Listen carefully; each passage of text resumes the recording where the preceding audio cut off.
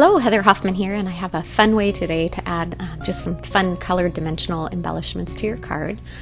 It's something I just had an idea pop into my head the other day, and I had to try it out, and I was so excited with how well it worked. So I'm starting off by using the Unity Sentiment Kit. It's called Thanks Above and Beyond. It's the April 2015 Sentiment Kit. I find myself reaching for these sentiment kits. They're probably some of my most frequently used stamps. They always have great images, but even if I'm not using the images, if I have a different stamp set, I can always find the perfect sentiment to go with whatever image or card I'm trying to make. So I love stocking up on these. They're a great investment. So I have a die cut. Unfortunately, I noticed after I finished this card that it's a discontinued die, so it's not available anymore. But any rectangular die, or you could just cut a rectangular panel of cardstock. And I'm using my Mini Misty to stamp my image. You don't really need to. I just like doing it to line it up, and you'll see when I pull it off, it's a perfectly good impression and it's fine. But I love that the Misty allows me to stamp it twice and get, look at when it pops back off, just how much deeper and darker it is. It just makes a really good, solid, dark impression. So I like that my Misty allows, but there's certainly no need to do that. That's just a fun technique I like to do when I'm doing that.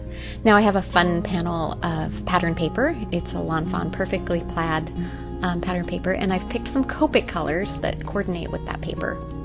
And what I'm going to do with these is I'm going to pair them up with some clear Nouveau jewel drops, and what's going to happen is the Copics are going to color the jewel drops. So instead of using several different colors or buying dimensional dots, by doing this together, I'll be able to get those just with minimal supplies. Now the trick to doing this, and I did a little test run there just to make sure I was smooth and ready, don't try and draw circles with the Copics. Pretty much just rest the tip on your paper, and the longer you rest it, the bigger circle you'll get.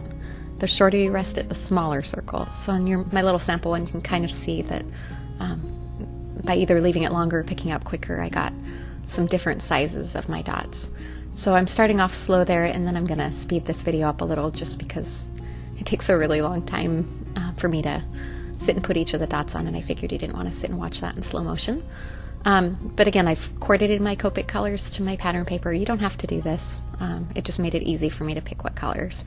And I'm just randomly adding my dots and trying to vary the sizes a little bit just so they're not all the same, and it adds a little bit of interest.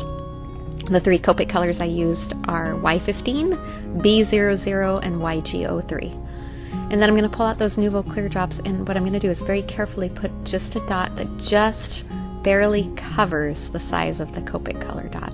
And it's hard to see on here when it's first finishing, but once they dry, the color soaks up into the drop, and it actually colors the whole drop. So these are my little test runs that I did earlier when I wanted to see if my idea would work. And I just grabbed a couple Copics I had on my desk, and once they dried, you can kind of see how much more the color shows, which is really fun.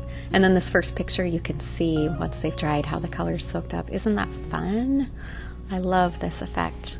Hope you give it a try sometime. Thanks so much for coming by. Have a great day.